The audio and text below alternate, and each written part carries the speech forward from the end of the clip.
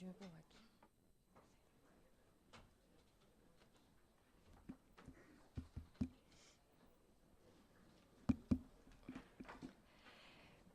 Buenas tardes. Damos la bienvenida a la doctora doña María Rodríguez Velasco, que me hace pues muchísima alegría el que esté esta tarde aquí con nosotros en nuestro curso siguiendo las huellas de Santa Teresa. Y sin duda en este curso esta ponencia que vamos a tener hoy pues es una ponencia muy significativa porque nos vamos a acercar a la interioridad de la persona a través del arte y siguiendo pues la presencia de Santa Teresa en la iconografía cristiana. Y bueno, pues unas breves palabras de presentación. La doctora Rodríguez Velasco es doctora en Historia del Arte por la Universidad Complutense de Madrid desde el año 2005. Yo tuve la suerte de, ya éramos compañeras en esa fecha, y tuve la suerte de asistir a la espléndida defensa de su tesis doctoral, una tesis doctoral que se centra precisamente en la Biblia de Ávila. La Biblia de Ávila, que tal vez ustedes no sepan que no es un manuscrito español, sino que es un manuscrito, una copia de la Vulgata Latina, un manuscrito italiano, para lo cual ella como doctoranda, como investigadora, realizó unas prolongadas estancias de estudios en diversas bibliotecas y archivos de Italia, en Roma, en Milán, en Turín, etcétera. Una Biblia de unas enormes dimensiones que, como ella pues explica muy bien, estaba destinada más al culto litúrgico que no a la mera presencia estética de la Biblia en la catedral. Es un manuscrito sin duda espléndido y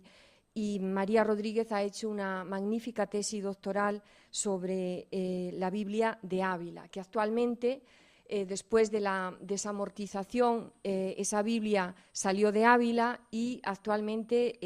está en la Biblioteca Nacional. Yo no sé si Santa Teresa llegó a conocer la Biblia de Ávila o no, pero estoy segura que está muy contenta de que tengamos esta tarde con nosotros aquí a la persona que mejor conoce esa magnífica Biblia. Actualmente es profesora de Historia del Arte en la Universidad CEU San Pablo de Madrid, donde es además secretaria académica del Departamento de Humanidades, al cual pertenezco, y la verdad es que todos los profesores de ese gran departamento, que aglutina pues, líneas de especialización de lo más variado, pues le estamos muy agradecidos por su capacidad de trabajo,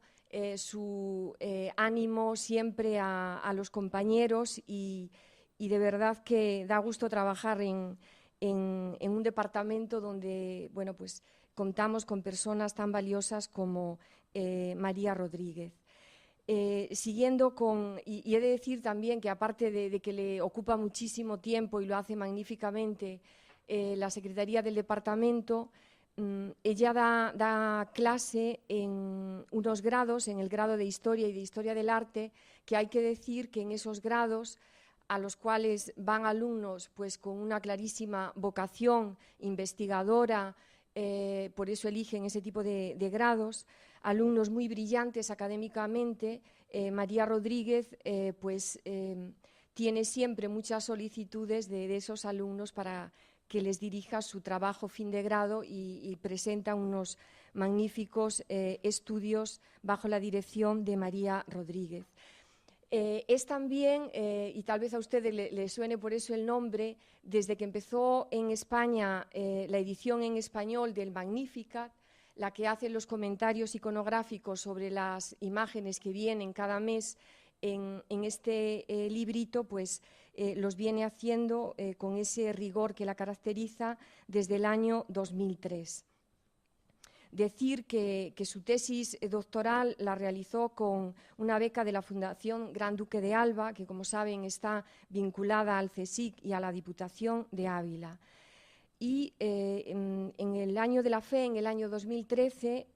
el obispado de Alcalá, mejor dicho, la Escuela de Arte Cristiano de Alcalá de Henares le pidió que participase en unas jornadas en las que se explicaba, a ella le correspondió explicar el credo en imágenes, y tuvo también una sesión sobre la tradición occidental y oriental en la pintura del Greco. A mí me llama la atención en María Rodríguez. Es una persona de un gran rigor a la hora de investigar, de saber plasmar y comunicar a los demás la belleza no solo artística, sino el significado cultural de eso que está intentando analizar. Y digo que me llama la atención en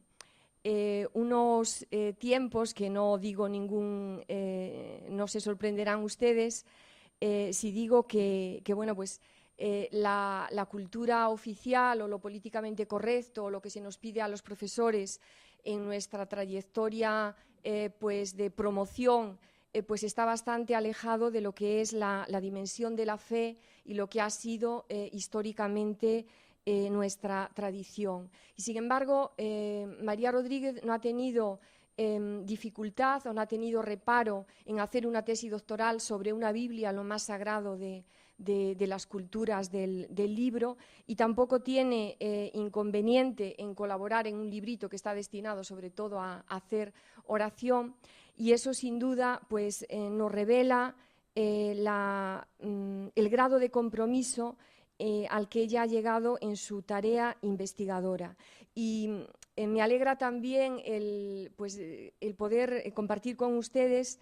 el cariño y el tesón con el que ha preparado la ponencia que va a tener esta tarde. Cuando se lo propuse hace unos meses, que al principio en realidad íbamos a hacer otra cosa y ya habíamos acordado el tema, cuando al final el curso se centraba sobre Santa Teresa, pues ella con muchísima disponibilidad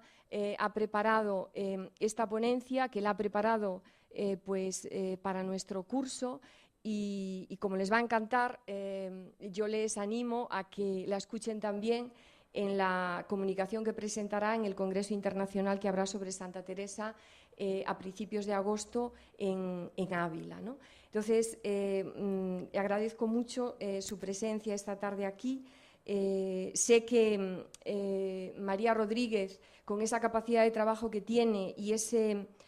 amor a nuestra tradición y a la iconografía cristiana, está llamada a convertirse en un referente importante en el mundo del arte y en concreto de la iconografía cristiana, algo que en esta fundación universitaria se valora muchísimo. Así que la ponencia Oración y éxtasis en la iconografía cristiana, huellas teresianas en el arte, nos va a introducir en una contemplación a través del arte que sin duda será de lo más provechosa para nosotros. Pues María, muchísimas gracias y cuando quieras. Buenas tardes. Muchísimas gracias a la profesora Teresa Cid por su cariñosísima y quizá exagerada presentación, pero cuando te presentan compañeras y amigas de tantos años, pues pasan estas cosas. Quisiera dar las gracias también a la Fundación Universitaria por la posibilidad de participar en este curso y por la posibilidad también, aunque como ha dicho la profesora Teresa Cid, hubo un cambio de tema inesperado, pero un cambio de tema que para mí ha sido posibilidad de profundizar en una figura muy cercana. Desde mi infancia, pues mis padres eligieron para mi educación un colegio teresiano y por ello les estoy muy agradecida. También quería agradecerles a todos ustedes su presencia y espero que la contemplación del arte nos ayude a acercarnos un poco más a una figura de la talla de Santa Teresa de Jesús. Como veo aquí algún alumno, pues sí quiero decir que cuando afronto cualquier exposición siempre parto de la premisa de que para mí el arte exige la contemplación, no solo ver la obra de arte, porque no es lo mismo ver que contemplar o mirar que contemplar. Contemplar exige una interiorización, un preguntarnos el por qué la representación de los temas, ¿no?, que abordamos, por qué surgen en una época determinada, a qué responden, por qué las variantes que podamos encontrar. Y es a esto a lo que les invito esta tarde, a que entremos de lleno en la contemplación, no solo en la mera visión sensorial o a primera vista, ¿no?, del color, de las formas, que también vamos a ver a través de las obras seleccionadas para esta exposición. Evidentemente, el objetivo de la conferencia no es, y no fue desde el primer momento, que la plantee una catalogación o exposición de las obras que han presentado la figura de Santa Teresa de Jesús. Esto sería, desde luego, una pretensión inabarcable y nuestro deseo, como les comentaba, es acercarnos al significado único y último que las representaciones de los santos van a tener en la Reforma católica de la mano de Santa Teresa de Jesús. Para este acercamiento me parece esencial entender que abordamos una época de profunda renovación, una época de reinterpretación de las formas y de las figuras en lo que se refiere a la iconografía cristiana. En los siglos XVI y XVII, que son los que vamos obviamente a trabajar, la Reforma católica, y esto es muy importante para entender todo el sentido de la exposición, consideraba las imágenes como un instrumento privilegiado para frenar algunas ideas difundidas por el protestantismo, precisamente una de ellas la negación de los santos. Por ello se multiplican sus representaciones, principalmente, y las vamos a ver después concretas en la figura de Teresa de Jesús, principalmente en actitud penitente o bien en el instante de sus martirios o de visiones místicas y éxtasis, para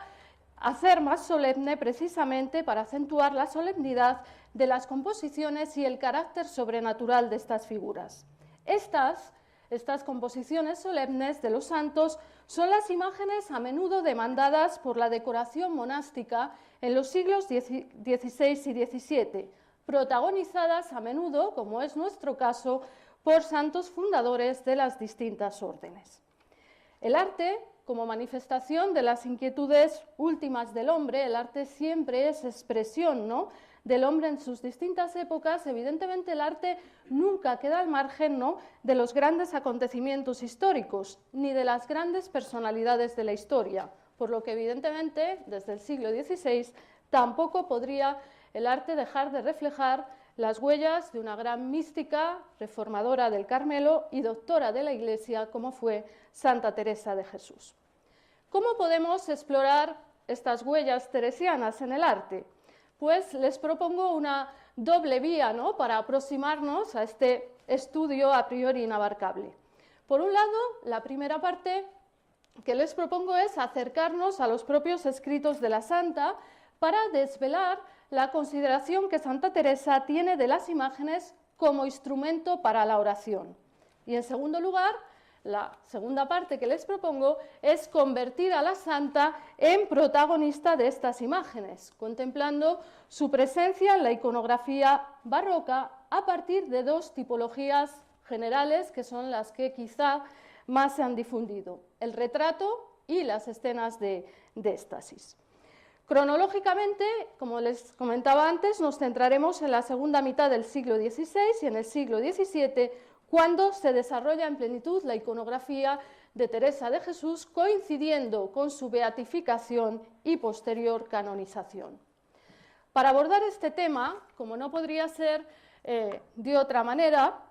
yo siempre les insisto a mis alumnos en la importancia de las fuentes literarias de cada época para entender las obras en su época, ¿no?, en una lectura actual, ¿no?, y sesgada de la obra de arte. Entonces, como no podía ser de otra manera, para entender el tema que abordamos, partiremos de los escritos, ¿no?, de la propia santa como principal apoyo para esta conferencia. Santa Teresa, a partir de sus escritos, nos deja clara, por una parte, su concepción de las imágenes y, por otra parte, la relevancia que le otorgaba a las imágenes en sus distintas fundaciones.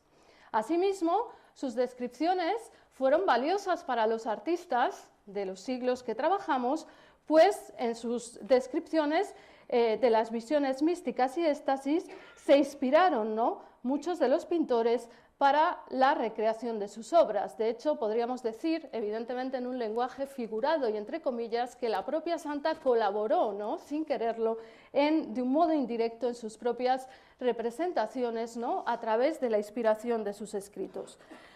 Por tanto, a lo largo de esta conferencia, ¿no?, pues serán frecuentes las citas tomadas del Libro de la Vida, escrito en Ávila en 1565, una autobiografía de la santa, que denominaba de una forma muy bella, ¿no?, el libro de las misericordias del Señor, pues en este Libro de la Vida ella desde la infancia va relatando, ¿no?, la obra misericordiosa del Señor a lo largo en su vida, desde su infancia. También veremos la inspiración constante de los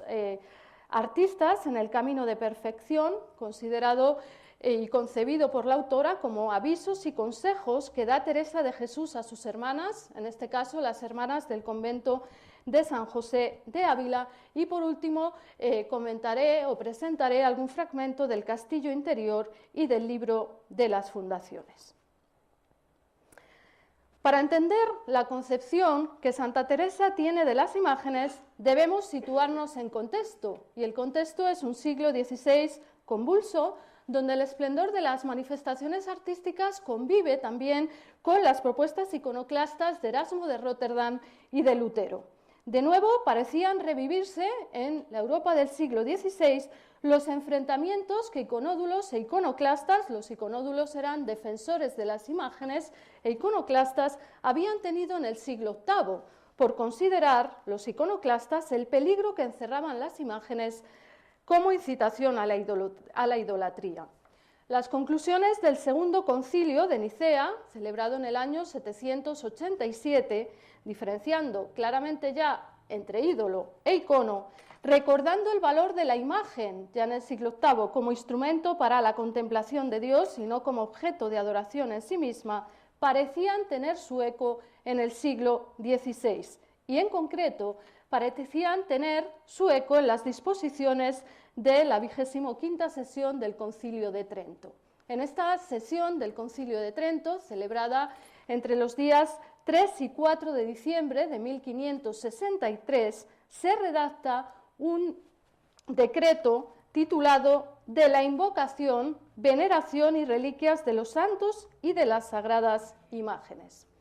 Es verdad que en este decreto no encontramos directrices directas dadas a los artistas para la realización de tipologías, para la realización de las escenas sacras, pero en este decreto sí se insiste, y esto es lo que nos interesa, en que las obras destinadas a las iglesias sean siempre instructivas, es decir, nunca deben llevar al error de los fieles. En este decreto se hace hincapié además a algo que ya había estado presente en el citado concilio del siglo VIII, y es que no es en ningún caso la imagen lo que se adora, sino la realidad en ella representada, combatiendo de esta forma las acusaciones de idolatría realizadas por los protestantes.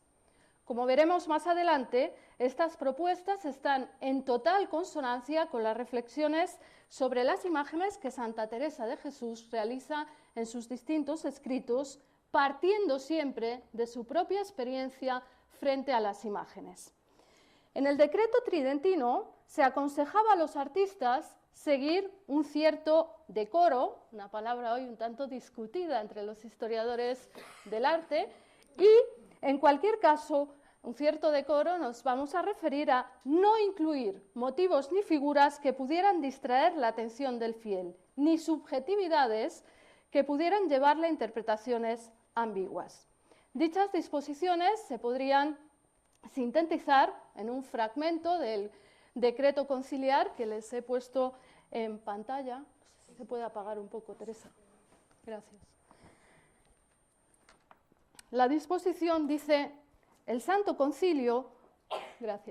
prohíbe que se sitúen en las iglesias imágenes que inspiren un dogma erróneo y que puedan confundir a los simples de espíritu. Quiere además que se evite toda impureza y que no se dé a las imágenes caracteres provocativos. Por otra parte, la idea del decoro como cualidad necesaria a la moralidad ya fue recogida por los eruditos de la antigüedad. En este sentido, Cicerón ya había declarado, y cito textualmente, que la justicia consiste en no causar daño a los hombres, el respeto en no ofenderlos. En eso se reconoce claramente la naturaleza del decoro. Pero, evidentemente, los presupuestos tridentinos dan un paso más y ponen el decoro al servicio de la piedad, del culto y de la liturgia. Tales ideas, las ideas del Concilio de Trento, fueron a su vez divulgadas en España por los numerosos sínodos locales convocados en el último tercio del siglo XVI. Así lo observamos, por ejemplo, en la Constitución Sinodal de Cuenca, donde se dice: por ende, mandamos y ordenamos que ningún pintor ni escultor esculpa ni pinte imagen alguna que no esté con el ornato y la decencia que conviene a lo representado en ella. Lo que no estuviere con la decencia que conviene, se quite de los dichos retablos. Semejantes indicaciones se dieron también en el concilio celebrado en Toledo en 1582, donde además se dispuso la creación de un consejo arzobispal para la supervisión de los encargos eclesiásticos. Y además, como ha señalado en un reciente estudio la profesora Martínez Burgos, estas observaciones, que parece que surgen por primera vez en Trento, ya se estaban gestando en España antes de los fundamentos tridentinos, en la primera mitad del siglo XVI, al menos en Toledo, donde hay una figura que es el cardenal Tavera, que en el sínodo toledano de 1536 ya advirtió lo siguiente. Dice el cardenal Tavera: que no se pinten imágenes sin que sea examinada la pintura por nuestros vicarios o visitadores, y mandamos que las historias que hallaren apócrifas, mal o indecentemente pintadas, las hagan quitar. Sirvan estas premisas, que me parecían importantes para ponernos en contexto, para introducir la primera gran cuestión a la que antes les invitaba. Santa Teresa asumió perfectamente el espíritu de la Iglesia Católica en el difícil momento de hacer frente al protestantismo. Y en este contexto, Santa Teresa también reconoció el valor de las imágenes como medio para llegar a la belleza invisible desde la belleza visible. La santa se sumaba así a la tradición que la Iglesia había defendido con fuerza desde el siglo VIII, desde el concilio que antes citábamos, como recuerda el confesor de la santa, el padre Gracián de la Madre de Dios, que afirma en una carta, en una epístola, afirma lo siguiente: era la Santa Madre Teresa de Jesús, lo tienen en pantalla, muy devota de las imágenes bien pintadas, y según el Concilio Niceno II, son grande parte para guiar a las almas a Dios. La conmoción que le producían a Santa Teresa las imágenes fue una experiencia vivida desde su niñez, en la casa paterna, pues ella siempre recordaba la impresión que le producía ver allí la imagen del encuentro de Cristo con la samaritana. Por eso, en sus fundaciones, dentro de la austeridad reinante, procuraba, y así lo indican sus textos, que hubiera al menos una imagen, y una imagen que sirviera para la oración contemplativa de las monjas, para ayuda a la interiorización a partir de la meditación sobre el tema contemplado. Así, en su escrito Camino de Perfección, la santa pide que se introduzca en sus fundaciones al menos una imagen, pero con dos condiciones: que la imagen sirva para hacer devoción, ella habla de una imagen que haga devoción, y además una imagen que facilite, cito textualmente, mantenerse en la presencia de Dios. De hecho, cuando se dirige a sus hermanas carmelitas, en este mismo libro del Camino de Perfección, les aconseja: procurad traer una imagen o retrato de este Señor que sea a vuestro gusto, no para traerle en el seno y nunca le mirar, sino para hablar muchas veces con Él, que Él os hará que decir. Incluso Para incidir en el valor devocional de la imagen, Santa Teresa, de una forma muy gráfica, traza el parangón, la comparación entre la imagen sagrada y el retrato de un ser querido, a través del cual nosotros hacemos memoria de su presencia, hacemos memoria del ser querido. Y les dice, también en este mismo texto, a sus hermanas: y le supliquéis, no se vaya de con vos. Si esto habéis de pedir, mirando una imagen de Cristo que estamos mirando, bobería me parece dejar la misma persona por mirar el dibujo. ¿No lo sería si tuviéramos un retrato de una persona que quisiésemos mucho y la misma persona nos viniese a ver? Dejar de hablar con ella y tener toda la conversación con el retrato. ¿Sabéis para cuándo es muy bueno y cosa en que yo me deleito mucho? Para cuando está ausente la misma persona o quiere darnos a entenderlo está con muchas sequedades. Es un gran regalo ver una imagen de quien con tanta razón amamos. Santa Teresa, que define la oración como tratar de amistad estando muchas veces tratando a solas con quien sabemos nos ama, termina esta advertencia señalando cómo son desventurados esos herejes que han perdido por su culpa esta consolación de las imágenes, revelando de nuevo su perfecto conocimiento del aniconismo propuesto por Lutero. Santa Teresa propone, por tanto, en el camino gradual de la oración, comenzar la contemplación con los ojos del cuerpo para proseguirla con los ojos del alma, llegando así a la belleza con mayúsculas, a la belleza verdadera. Las reflexiones contenidas en sus escritos revelan cómo eran sobre todo las imágenes de la pasión las que le conmovían en mayor medida y le ayudaban para la oración, hasta el punto de que en su celda del convento de la Encarnación de Ávila llegó a tener una representación del Ecce Homo. En el libro de la vida, Santa Teresa relata la profunda conmoción que le producía la contemplación de Cristo sufriente. Dice, como tienen en pantalla, que entrando un día en el oratorio, partiendo, como les decía antes, de su propia experiencia, entrando un día en el oratorio, vio una imagen que habían traído allá a guardar, que se había buscado para cierta fiesta que se hacía en casa. Era de Cristo muy llagado y tan devota que en mirándola toda me turbó de verle tal, porque representaba bien lo que pasó por nosotros. Fue tanto lo que sentí de lo mal que había agradecido aquellas llagas, que el corazón, me parece, se me partía. Si bien hoy en día no podemos precisar de qué imagen se trata, de qué imagen habla, estas palabras de la santa explican la reiteración de las representaciones del Ecce Homo o de la flagelación de Cristo en las fundaciones teresianas, a la vez que inciden de nuevo en la aceptación teresiana de las imágenes como instrumento para una mejor contemplación de las escenas sacras, en la línea, por otra parte, de la composición del lugar propuesta en los ejercicios espirituales de San Ignacio de Loyola.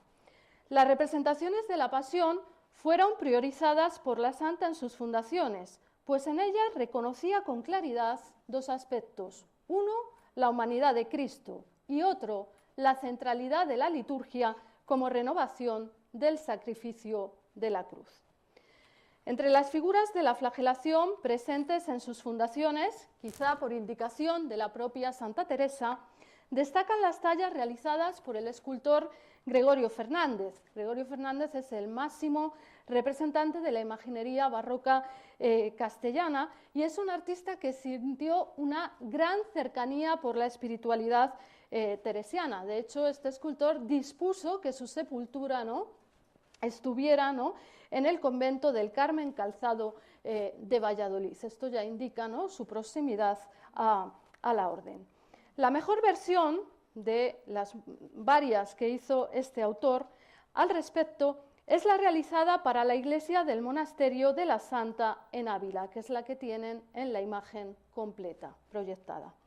En su origen, esta escultura recogía el deseo de la santa de que la comunidad de carmelitas meditara con frecuencia sobre la pasión de Cristo, pero además reflejaba la presencia de la santa ante el Cristo llagado en el monasterio de la Encarnación de Ávila. ¿Y por qué reflejaba esto? Pues porque cuando realiza esta obra, Gregorio Fernández la realiza como parte de un grupo, de un conjunto, ¿no?, de dos figuras que se completaba con la representación de Santa Teresa arrodillada, ¿no?, ante la figura del Cristo llagado, del Cristo sufriente. La expresiva teatralidad de este conjunto, por desgracia, se rompería ya en el propio siglo XVII, pues sabemos por el libro de la fundación del convento de Nuestra Señora Santa Teresa, es un libro datado en 1658, y en este libro de 1658 ya se describe cómo la figura del Cristo estaría en la primera capilla de la epístola, mientras que la figura de la Santa ya se había llevado a otra capilla donde se conmemoraba su lugar de nacimiento. Hoy en día, además, se propone que mientras que la figura de Cristo, sin duda, ¿no?, es realizada por el maestro Fernández, la figura de la Santa podría ser en gran medida obra de su taller.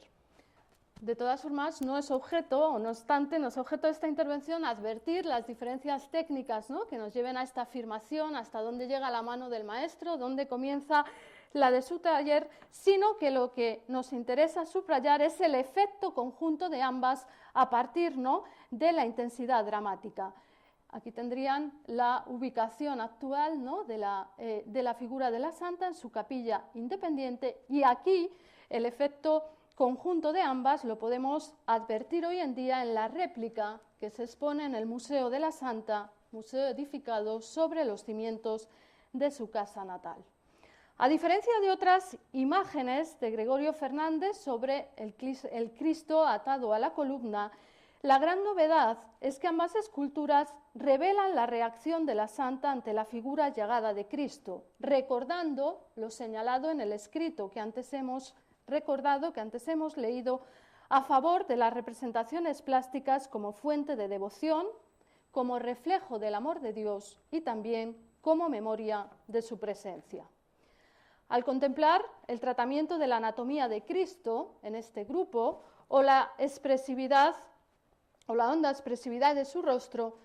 podríamos evocar las palabras con las que Santa Teresa se dirige a sus hermanas en el camino de perfección. Les dice: si estáis con trabajos o tristes, miradle camino del huerto. ¿Qué aflicción tan grande llevaba en su alma? O miradle atado a la columna, lleno de dolores, todas sus carnes hechas pedazos por lo mucho que os ama. Otra de las huellas más notables que encontramos en los textos de la Santa, y otra de las huellas teresianas más notables en la iconografía, se advierte en el nuevo protagonismo, ¿no?, de la figura de San José. Nos referimos en este caso a la exaltación que, de nuevo en consonancia con las propuestas tridentinas, Santa Teresa realiza de San José como educador de Cristo y como protector de la Sagrada Familia. La especial devoción de Teresa de Jesús por el Santo Patriarca le llevarán a convertirlo, como ustedes saben, en patrón de su orden y en protector de numerosas fundaciones, en protector en general de todas sus fundaciones. Es muy probable que Santa Teresa conociera las reflexiones que ya había realizado el dominico Isidoro de Isolanus. En concreto, este dominico publica en 1522 un texto en la ciudad de Pavía, la suma de los dones de San José, y en este texto el dominico Isidoro de Isolanus ya nos presenta a San José como hombre sabio y como hombre, dice textualmente, con las nociones más elevadas sobre las cosas sensibles, sobre la naturaleza del hombre y sobre la moral. Es muy posible que Santa Teresa conociera este escrito, ya que las ideas del dominico Isolanus fueron difundidas en lo esencial por su confesor, por el carmelita Jerónimo Gracián de la Madre de Dios, en su libro Grandeza y excelencias del glorioso San José. La abundante iconografía teresiana, protagonizada por este santo, sin duda contribuye a dejar atrás, si ustedes han visto imágenes de la Edad Media, pues en muchas ocasiones San José aparece como un personaje secundario haciendo tareas menores frente a la presencia de la Virgen, ¿no? y de Cristo. Bien, pues la iconografía teresiana, los textos de Santa Teresa, ¿no?, contribuyen a dejar atrás este papel que podríamos decir secundario del medioevo para elevar a San José a un papel protagonista en relación a la infancia de Cristo y en relación a su protección sobre la orden carmelita. De hecho, Santa Teresa puso bajo su advocación su primera fundación en 1562, así como numerosos monasterios posteriores.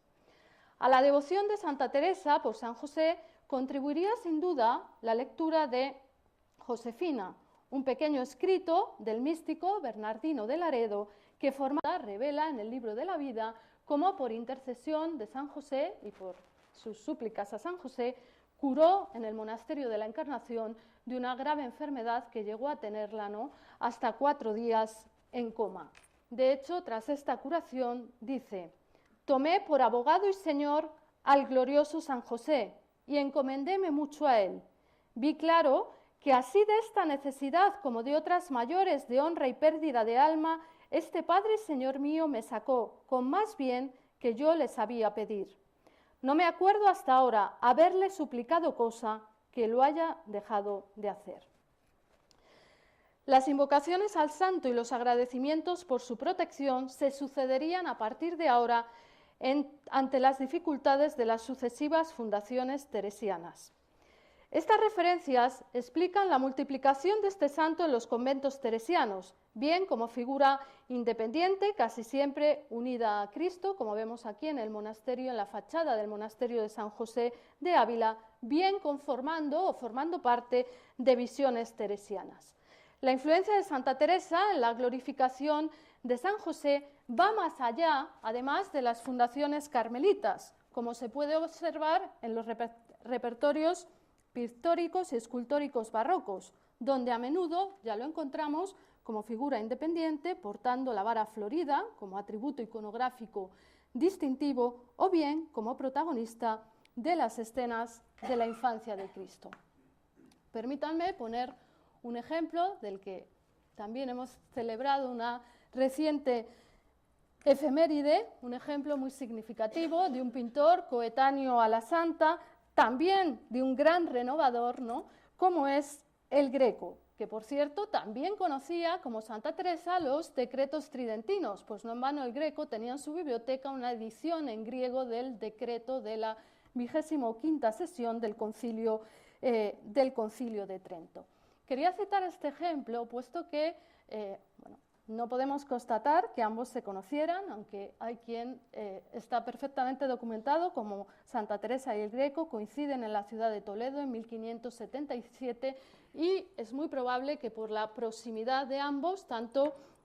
al deán de la catedral, don Diego de Castilla, como a el jurista y maestrescuela Antonio de Covarrubias, ¿no?, pues es probable que al menos, si no se conocían personalmente, hubiera un conocimiento mutuo, ¿no?, de las obras. Quería citar también este ejemplo. El Greco también es un gran artista, un gran pintor de San José, y además se asemeja a la santa porque es capaz de fundir lo humano en lo divino, hasta el punto de que sus figuras han sido parangonadas con visiones teresianas. Las pinturas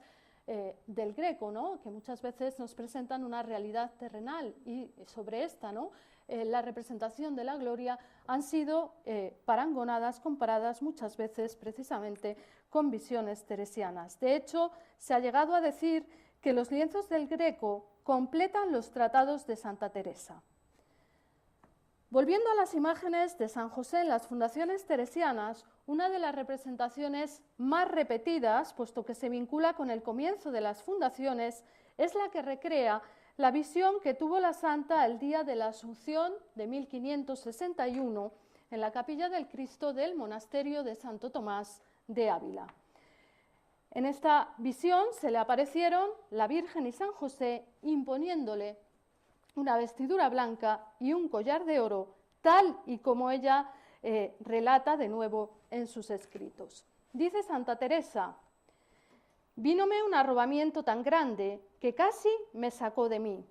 Sentéme y aún paréceme que no pude ver, alzar ni oír misa. Parecióme, estando así, que me veía vestir una ropa de mucha blancura y claridad, y al principio no veía quién me la vestía. Después vi a Nuestra Señora hacia el lado derecho y a mi padre San José al izquierdo, que me vestían aquella ropa. Dióseme a entender que estaba ya limpia de los pecados». El texto continúa y al final indica que como señal de protección sobre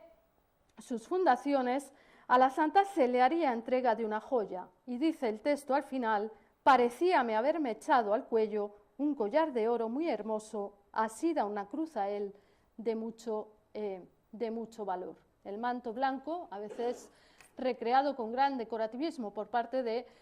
los artistas, como se ve en esta imagen de los carmelitas descalzos de Toledo, y el collar de oro con la cruz, se van a convertir ya en signos que identifican claramente esta representación en los siglos XVI y XVII. Las imágenes a menudo reproducen este relato con gran solemnidad, introduciendo para ello un coro de ángeles que subrayan el carácter místico de la visión, a menudo también presidida por el Espíritu Santo emergiendo de luz dorada. Figuras principales y secundarias hacen que, como señalábamos antes, se funda lo humano y lo divino en la misma composición. En pinturas, como la que están contemplando en imagen de Cristóbal de Villalpando, realizada hacia 1680, la composición se enriquece además con atributos iconográficos propios de las figuras, como, por ejemplo, aquí ven la corona, ¿no?, que distingue a la Virgen como Reina del Cielo, o la vara florida, que ya hemos comentado antes, se va a convertir en el atributo iconográfico por excelencia de San José, como signo de que había sido el elegido entre los hombres del Templo de Jerusalén para desposarse con María. Y de hecho este último será el atributo más repetido en las fundaciones teresianas a la hora de trabajar al santo. A la hora de representar a Santa Teresa en esta visión de la imposición del collar, los artistas han tratado de captar el arrobamiento descrito en el texto, bien mediante la expresividad del rostro, bien mediante la retórica de sus manos, con disposición orante, como vemos aquí, o cruzadas ante el pecho en señal de aceptación. La obra más significativa a la hora de recoger esta visión es, de nuevo, obra de Gregorio Fernández. Es el relieve tallado por este escultor hacia 1635 para el retablo mayor del monasterio de Santa Teresa en Ávila. El conjunto, como ven, de cierta complejidad compositiva por la multiplicación del número de figuras, es a su vez de gran riqueza iconográfica. La parte inferior está centralizada por la santa, absorta en oración, recibiendo el collar de oro de manos de la Virgen y de San José. También referir que la constante presencia de la Virgen en las imágenes teresianas nos lleva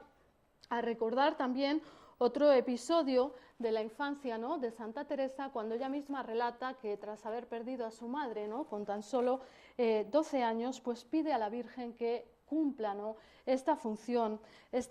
maternal. No hay que olvidarlo por las muchas representaciones de la Virgen que se asocian también a la iconografía teresiana. Subrayando la solemnidad del instante, la presencia de los ángeles y de la Trinidad que tienen arriba, con el Padre aquí representado como anciano de los días, portador de la bola del mundo, con la figura de Cristo, ¿no?, que es un Cristo juez, un Cristo que ya nos enseña las llagas de la pasión y que porta la cruz, recordando que antes de llegar a la gloria, ¿no?, ha pasado por el sacrificio de cruz y en tercer lugar, inmediatamente sobre la cabeza de Santa Teresa vemos la figura del Espíritu Santo, ¿no?, de modo que la visión se tiñe evidentemente de un sentido trinitario. Dado que este episodio revela la divina protección sobre la orden, su representación se multiplicó en las sucesivas fundaciones, llegando incluso a América por la rápida difusión de las estampas. Pasamos ahora al segundo gran bloque. Les invitaba primero a ver la incidencia de los textos, ¿no?, en la concepción teresiana de la imagen. Ahora vamos al segundo gran bloque, donde la santa se convierte en protagonista. Santa Teresa no solo dejó en sus escritos reflexiones respecto al valor de las imágenes como instrumento para la oración, sino que ya en vida, y muy a su pesar, según indican los textos, por deseo de las monjas carmelitas, pasó a ser protagonista de las obras de arte a partir del género del retrato. Los textos del siglo XVI recogen, como con motivo de la fundación de un nuevo convento, en concreto en la ciudad de Sevilla, el 2 de junio de 1576, se realizó el que se considera el primer retrato de la santa, por insistencia de las monjas carmelitas. Dada la humildad de la santa, fue necesario que su confesor, el ya citado padre Jerónimo Gracián, le pidiera que posara a modo de especial mortificación.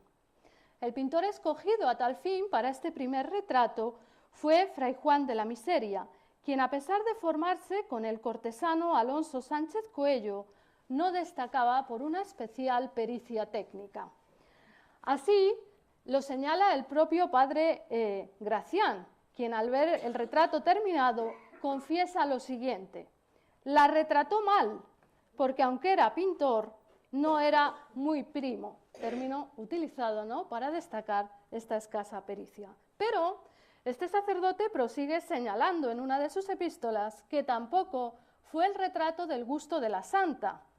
quien se dirigía al pintor con no poco humor, porque Santa Teresa lo tenía, diciéndole: Dios te lo perdone, Fray Juan, que ya que me pintaste, me has pintado fea y legañosa. Sin embargo, aunque por todo lo dicho, desde el punto de vista artístico no sea una obra de primer orden, es evidente, sí lo es desde el punto de vista iconográfico, pues por una parte se trata de un retrato, el único quizá, basado en la modelo real. De hecho, consta que la santa posó al menos en una sesión en el claustro de este monasterio de Sevilla.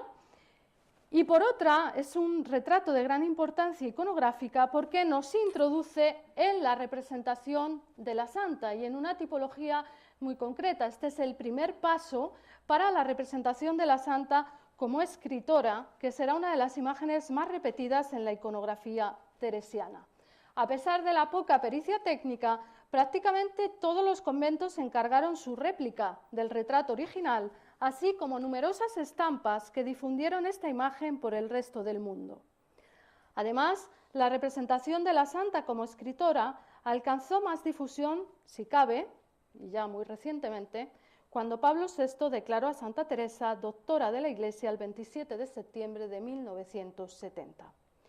El modelo inicial de Fray Juan, de gran sencillez compositiva, se completaría con motivo de la beatificación de Santa Teresa con la paloma y la filacteria, que tienen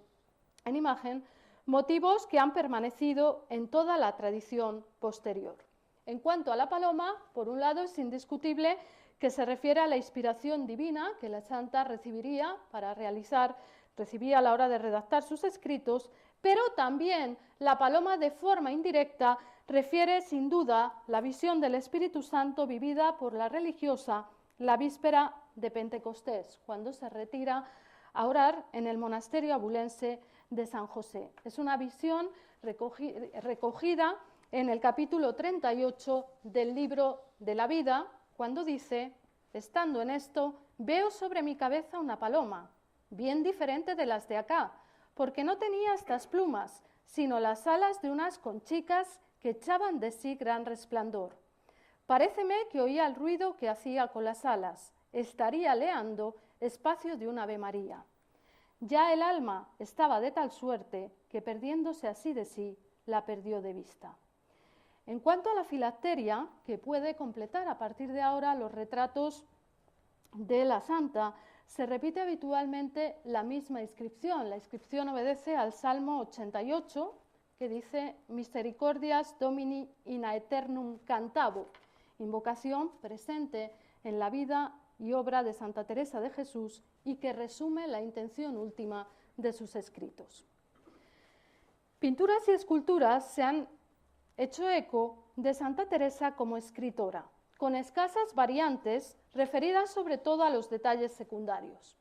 Entre las obras de bulto redondo destacan las del ya citado, las realizadas por el ya citado Gregorio Fernández para los conventos carmelitas. No hay que olvidar,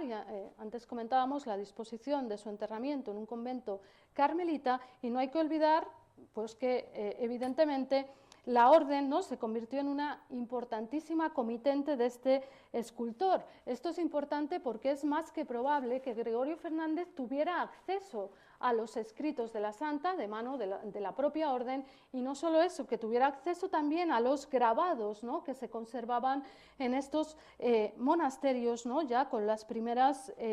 figuras, ¿no?, representativas de Santa Teresa. Tanto los escritos como los grabados evidentemente son instrumento privilegiado, ¿no?, para la realización de las obras como la que tienen proyectada de Gregorio Fernández. La obra que tienen proyectada es una obra datada en 1614 que se considera podría tratarse de la primera versión realizada por este escultor. Es una obra destinada a la Iglesia del Carmen, extramuros de Valladolid, y, esto es muy importante, en directa conexión con un acontecimiento de gran relevancia para la Iglesia Universal y para la biografía de la Santa, ¿no?, que es su beatificación por Pablo V el 24 de abril de 1614, ¿no?, el mismo año en el que está datada esta escultura. De hecho, hoy en día se considera que es más que probable que la escultura se realizara precisamente para conmemorar esta subida a los altares. Es una escultura, pasa lo mismo que con el retrato anterior, es una escultura muy importante, ¿no?, porque a partir de ahora será tomada como modelo para posteriores representaciones de la Santa como escritora, especialmente en lo que se refiere a la actitud, ¿no?, que presenta la figura. Si se fijan, Gregorio Fernández rompe la frontalidad de su escultura girando ligeramente la cabeza. Este incipiente movimiento, unido a la mirada ascendente, es mucho más que un recurso compositivo, pues concreta en la imagen la inspiración divina recibida. De hecho, si se fijan,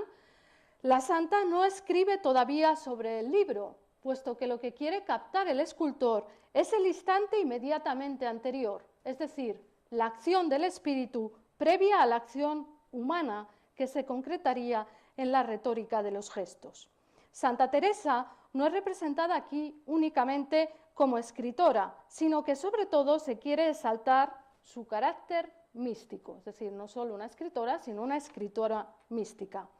Frente a la profundidad de su mirada, destaca la mayor teatralidad de las manos, trabajadas por este escultor siempre con gran delicadeza y realismo. El escultor, además, acentúa el dinamismo de la talla mediante la disposición de pliegues envolventes que refuerzan el carácter plástico de la figura. Gregorio Fernández ya introduce en esta imagen el libro y la pluma como atributos iconográficos que se mantienen prácticamente invariables para esta tipología de Santa Teresa como escritora. A partir de esta escultura, Gregorio Fernández realiza distintas réplicas de la santa como escritora, marcando su plenitud, la que tienen ustedes en pantalla, que es la que actualmente se conserva en el Museo Nacional de Escultura de Valladolid, datada aproximadamente en 1625 y destinada originalmente al convento de Nuestra Señora del Carmen en Valladolid. Siempre les digo a mis alumnos que gracias a Dios los museos han conservado las obras, pero en obras como esta, creadas para la contemplación, es necesario recordar el lugar de origen, porque es en el lugar de origen donde, en este caso, la escultura adquiriría pleno significado. En el museo podemos advertir muchos rasgos, pero desde luego perdemos el significado último de la escultura, realizada como modelo para los religiosos del monasterio y como instrumento para la oración. En esencia, si recuerdan la imagen anterior, Gregorio Fernández repite la expresión, repite la mirada ascendente, tanto para el rostro, también repite la actitud de las manos y repite la pluma y el libro, advirtiéndose, en el caso de este libro, la inscripción del nombre de su confesor por entonces, Fray Pedro de Alcántara. Respecto a obras anteriores, en este caso, el escultor consigue mayor perfección de proporciones, mayor libertad de un movimiento trabajado a partir de ropajes, especialmente a partir del manto blanco, cuyo dinamismo se acentúa por la disposición de las manos. Asimismo, apreciamos variantes decorativas con una rica policromía y con detalles dignos de reseñar, como la cenefa que remata el manto imitando piedras preciosas. Los retratos pictóricos de Santa Teresa mantienen la mirada ascendente, así como los atributos iconográficos ya reseñados, pero evidentemente el tratamiento espacial propio de la pintura favorece la multiplicación de detalles. En primer lugar,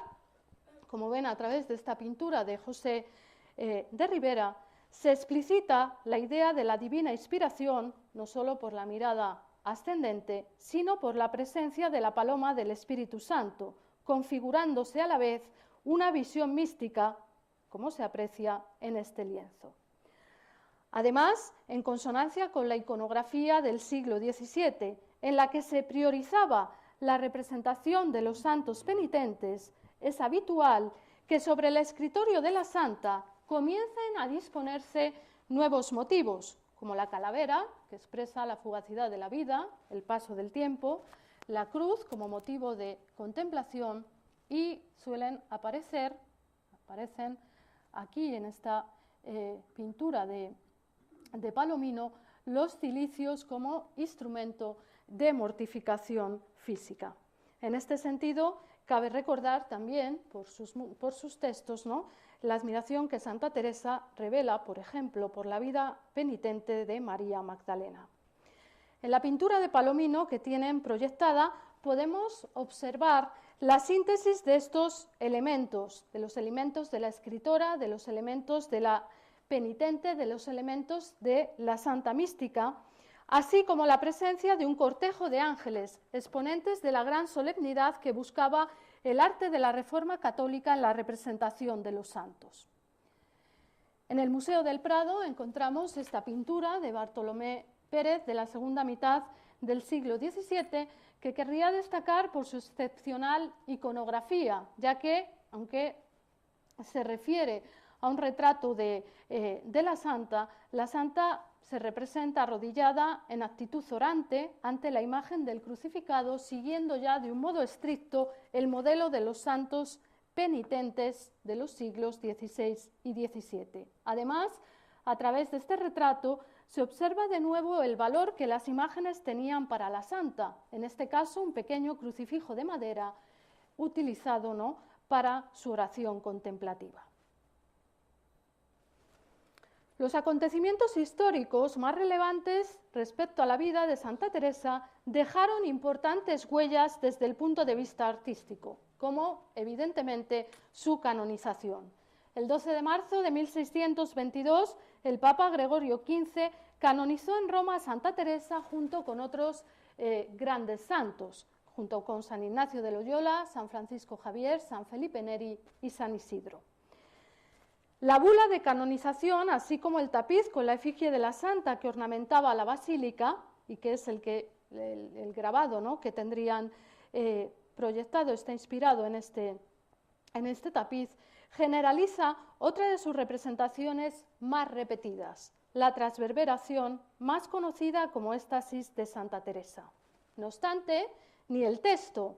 de la bula ni la imagen expuesta en la Basílica de San Pedro olvidaban su importante labor como escritora. Así, el tintero y los libros dispuestos sobre la mesa del tapiz recordaban los tantos libros de mística, teología y otros llenos de mucha piedad citados en la bula pontificia.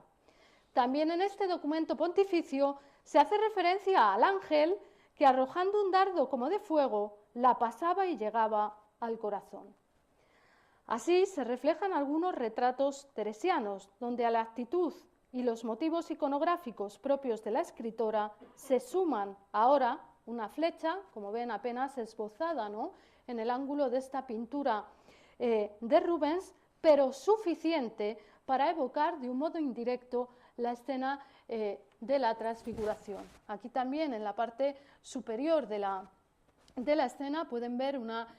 casi insignificante flecha, pero ya aquel que se pregunte sobre el significado de este motivo deberá evocar, ¿no?, la importancia de la escena de la transverberación.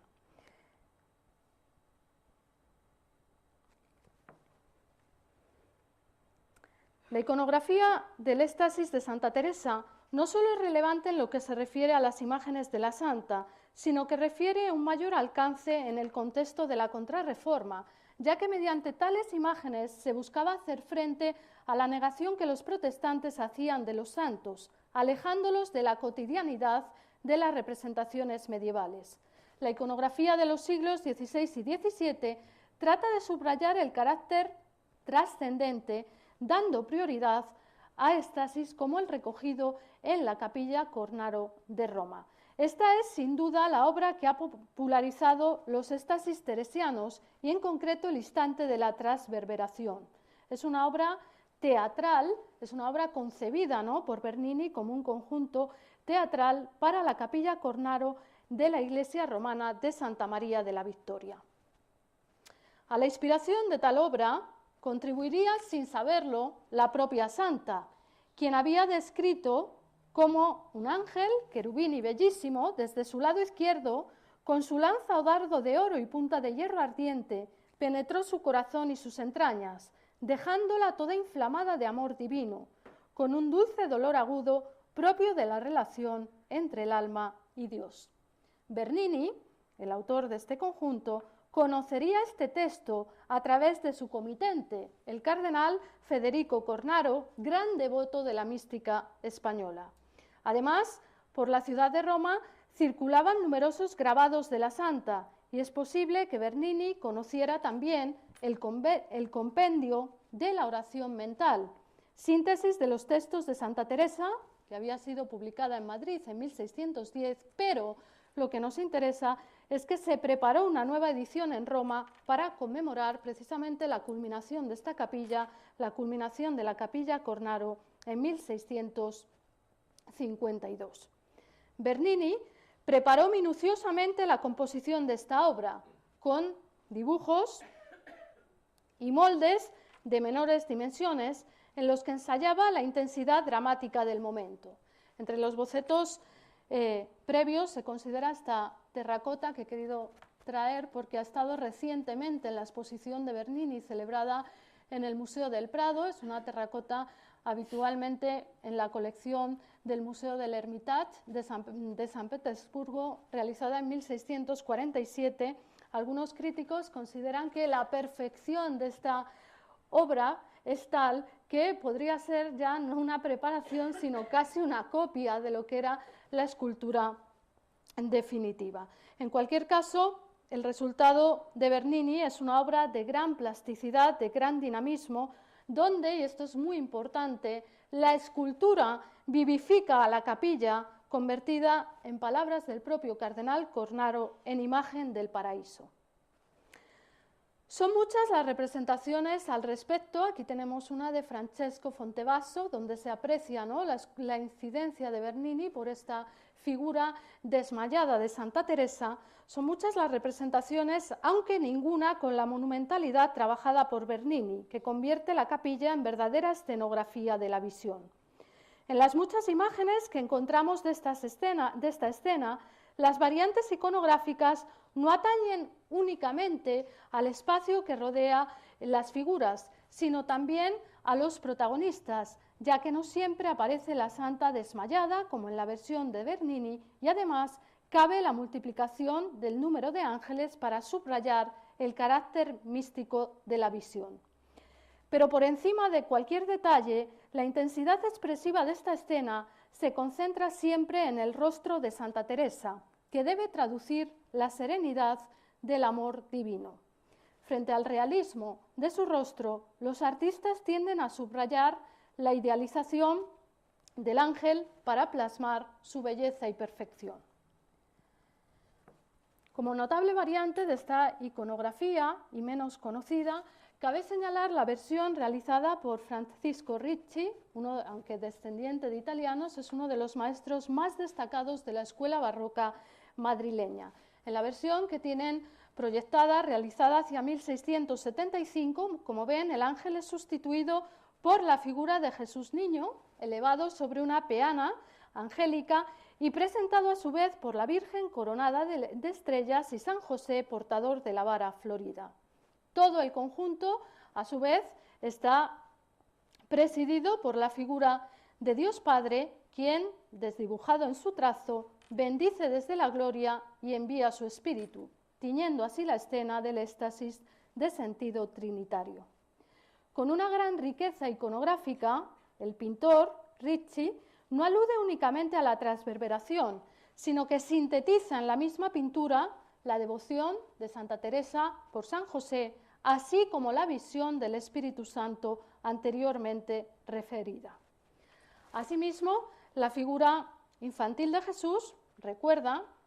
también una historia muy repetida en las Acta Sanctorum de la época, donde se relata el encuentro de la santa y un niño a las puertas de una fundación carmelita, cuando la santa le reveló al niño, que se llamaba Teresa de Jesús, el niño le dijo: yo Jesús de Teresa. Este es el emblema que está recogido también en la decoración del relicario que custodia el corazón de la santa en Alba de Tormes. Aunque sea la transverberación el más conocido,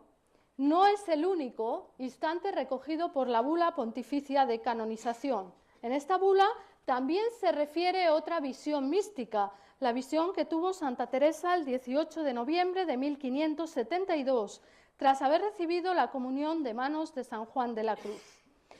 Si bien son numerosas las apariciones de Cristo recogidas en sus relatos, sin duda esta es la más importante por concretar el instante de los desposorios místicos. Al representar esta escena, los artistas conducen siempre nuestra mirada hacia el clavo entregado por Cristo a la Santa, signo del sufrimiento que conllevará su divina unión. Las imágenes se hacen eco de esta forma de las palabras de Cristo. En las cuentas de conciencia, en el capítulo 29, se dice: mira este clavo, que es señal que serás mi esposa desde hoy.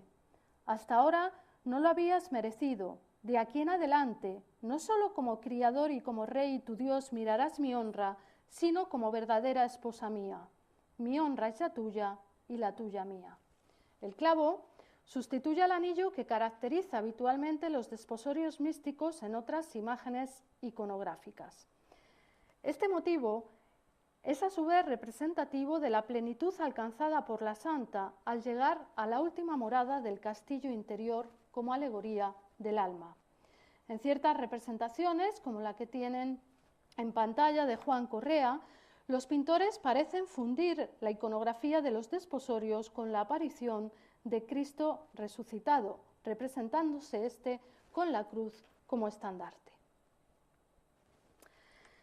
Bien, a partir de todo lo dicho, cabría la siguiente pregunta, puesto que las fuentes literarias que inspiran las imágenes teresianas son básicamente las mismas, son básicamente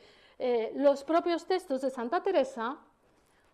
entonces, ¿obedecen las variantes iconográficas únicamente a la creatividad de los artistas? Si además hemos dicho que los artistas están en gran medida supeditados por el necesario decoro de las imágenes sacras. En este punto, al estudiar las variantes iconográficas, es muy importante señalar el papel que las estampas jugaron, no solo para la difusión de las escenas teresianas, sino también para sus variantes iconográficas. A lo largo del siglo XVII se conocen al menos dos series de capital importancia. La primera serie, tienen proyectada, es la realizada en la ciudad de Amberes en 1613. antes incluso de la beatificación de Santa Teresa. La segunda serie es la editada en Roma en 1655. Respecto a la primera serie, a la serie de Amberes, realizada por Adrien Collert y Cornelis Gail, ilustraba la Vita Virgines Teresiae a Jesu, como señala la doctora Pinilla Martín, que ha realizado el estudio de estas series. Estos grabados fueron fundamentales para difundir la vida de una santa ya próxima a la beatificación y, desde luego, serían inspiración para no pocos artistas a la hora de trabajar la geografía pictórica o escultórica de Santa Teresa. Dejando de lado las escenas trabajadas en los grabados con gran minuciosidad de detalles, querríamos señalar en esta conferencia cómo tras esta serie de grabados de Amberes es fundamental el que se encuentren dos importantísimos promotores. Uno, ya citado varias veces, el padre Jerónimo Gracián de la Madre de Dios, y otra, la madre Ana de Jesús Lovera, priora del convento de Carmelitas Descalzas de Bruselas. Esto es fundamental porque la presencia de ambos explica, por un lado, la gran literalidad y paralelismo que existe entre los textos autobiográficos y las imágenes, las representaciones artísticas. Y por otro lado, y esto es muy importante, pone de manifiesto la colaboración que teólogos, eclesiásticos, religiosos tenían en la elaboración de los programas artísticos de los siglos XVI y XVII. En la época en la que ya hemos dicho, se tenía conciencia clara del valor de la imagen, entre otras cosas, para combatir las propuestas protestantes. En la serie de grabados de 1613 ya se definen temáticas que hemos referido esta tarde, como la oración ante el ecce homo, y fíjense el gran paralelismo entre la imagen, la pintura, ¿no? Posterior y la estampa. En estos grabados también se recoge la visión del Espíritu Santo anteriormente referida o, como no, la transverberación como éxtasis más significativo de la santa en lo que se refiere a sus manifestaciones artísticas. Un parangón entre grabados y pinturas permite confirmar, primero, la relación directa entre ambas y, segundo, explica la homogeneidad iconográfica que apreciamos en las representaciones teresianas. Volviendo a los grabados que determinaron los cambios de la iconografía teresiana, el segundo conjunto que referíamos anteriormente se desarrolló en Roma en 1655, ilustrando una biografía de la santa, Vita Effigiata di Santa Teresa Vergine, editada por Francesco Moneta. También en este caso se advierte la inspiración en dos importantes religiosos, Fray Alexio María de la Pasión, carmelita romano, y Francisco de Ribera, jesuita y primer biógrafo de Santa Teresa, cuyo texto se deja ver claramente en la edición romana de 1655. Debo advertir al respecto que cada grabado va acompañado de su texto explicatorio. La contemplación de los nuevos grabados explica pequeñas variantes iconográficas, pero también, y esto es muy importante, queda patente la inspiración, no ya que los grabados ejercen en los pintores y escultores, sino al revés, la inspiración ya que pintores y escultores comienzan a ejercer en los grabados de 1655. Es el caso de la versión de la transverberación, donde se deja ver la huella de la escultura de Bernini, completada 3 años antes de estos grabados y donde ya se representaba a la santa desmayada. Si recuerdan, en la versión de 1613 de Amberes, la santa no se presenta desmayada en la representación de esta misma escena. Estas dos series de grabados definen en gran medida los grandes temas de la iconografía teresiana y son punto de partida para los grabados desarrollados posteriormente en el siglo XVIII. En menor medida, pero no quiero dejar de señalar, otros temas recogidos en las imágenes de Santa Teresa y que adquieren significado pleno en el contexto de la Contrarreforma, en la medida que tratan de afirmar de forma indirecta algunos de los principios negados por el protestantismo. Nos referimos, por ejemplo, a la Última Comunión de Santa Teresa. La presente obra la tienen en Madrid, en el Museo Lázaro Galdiano, como reafirmación del sacramento de la Eucaristía, o en ocasiones, esto aparece sobre todo en los grabados, aparecen los santos Pedro y Pablo incidiendo en la universalidad de la Iglesia y en la autoridad del primado de Pedro. A la solemnidad requerida por la Contrarreforma se sumaría la iconografía de la gloria de Santa Teresa. Pero otro tema que quiero destacar por su peculiaridad iconográfica, trabajado por Rubens entre 1630 y 1635, y también en consonancia con las propuestas contrarreformistas, es la oración de Santa Teresa para interceder por las almas del purgatorio, realizada, en este caso, aunque hoy conservado en el Museo de Bellas Artes de Amberes, ¿no? En origen la obra estuvo destinada al Carmelo de Amberes, donde por entonces, y esto igualmente me parece relevante, ¿no? Cuando Rubens realiza esta obra era priora del Carmelo de Amberes, la beata Ana de San Bartolomé, discípula directa de Santa Teresa, quien podría haber guiado a Rubens en tan inusual iconografía. En realidad, la santa pedía la salvación de Bernardino de Mendoza, diplomático e historiador, que en vida había realizado una importante donación de tierras en el entorno de Valladolid para la fundación de un monasterio carmelita. Tras morir de forma inesperada y sin poder recibir los últimos sacramentos, Santa Teresa reza por su salvación arrodillándose ante Cristo juez.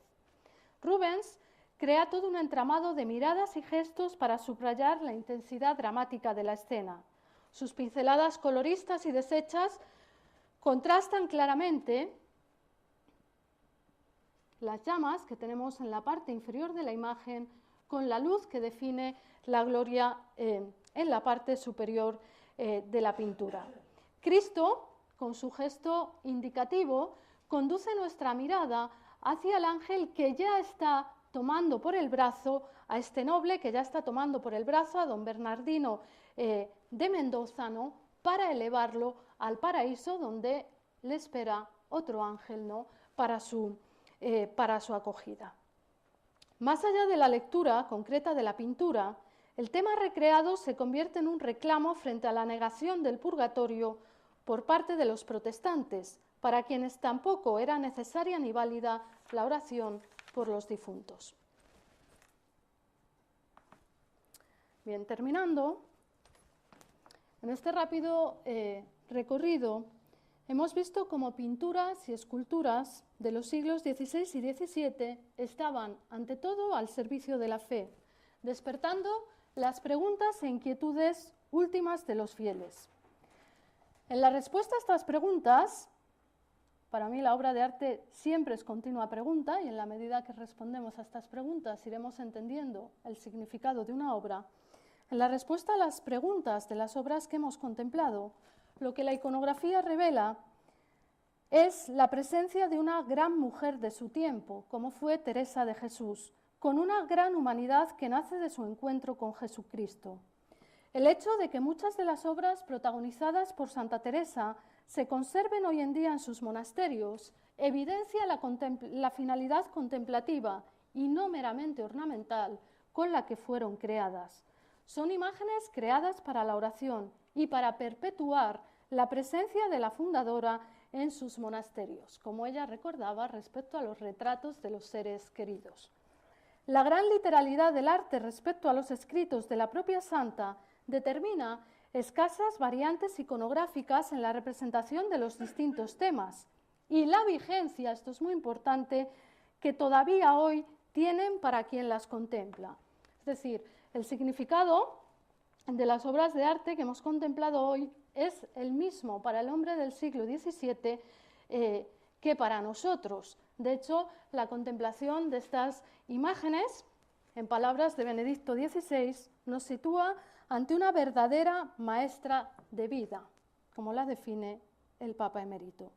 Santa Teresa, las imágenes nos muestran cómo Santa Teresa aunó la vida activa y la vida contemplativa desde la centralidad de Cristo. Los artistas no se afirman a sí mismos, sino que ponen ante nuestros ojos, como también recuerda Benedicto XVI,